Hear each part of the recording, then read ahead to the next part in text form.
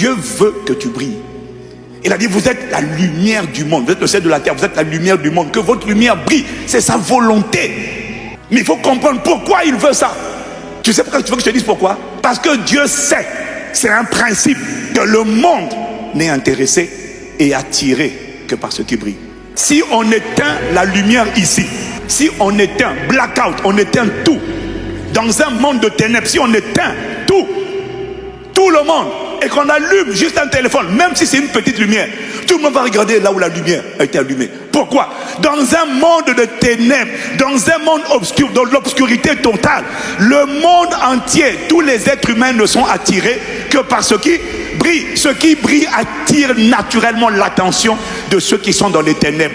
Matthieu chapitre 4, il dit, ce peuple assis dans les ténèbres a vu une grande lumière se lever. Lorsque le monde est dans les ténèbres, et c'est le cas, le monde n'est intéressé que par ce qui brille. Ce qui ne brille pas n'attire pas. Et Satan l'a compris. Dieu le sait. Satan l'a compris. Voilà pourquoi je suis venu te parler de la guerre des étoiles. Quand on parle de la guerre des étoiles, on est en train de parler de la guerre des lumières. Le mot étoile, c'est le même mot que lumière.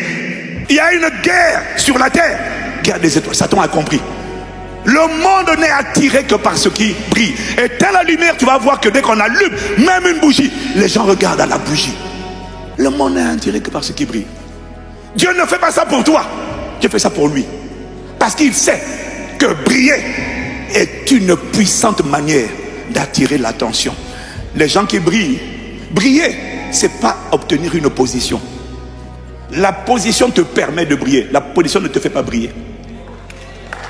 Briller, c'est une influence. Briller, c'est une exposition. Briller, est-ce que tu as vu les étoiles? Briller, c'est être élevé. Mais pas, c'est pas une position, c'est une influence. Parce qu'il y a des gens qui n'ont pas de position. Il y a des gens qui sont simples pasteurs, mais leur lumière brille au-delà de la francophonie. Briller, c'est pas être patron, être chef. Non, briller, c'est être influent. Briller, c'est atteindre le niveau où tu es capable d'influencer les pensées, les croyances et les valeurs des gens sans les offenser, sans les obliger. Tu brilles lorsque les gens sont capables de regarder à ta vie, de regarder à toi et puis de dire, à cause de ce que tu dégages, tu brilles.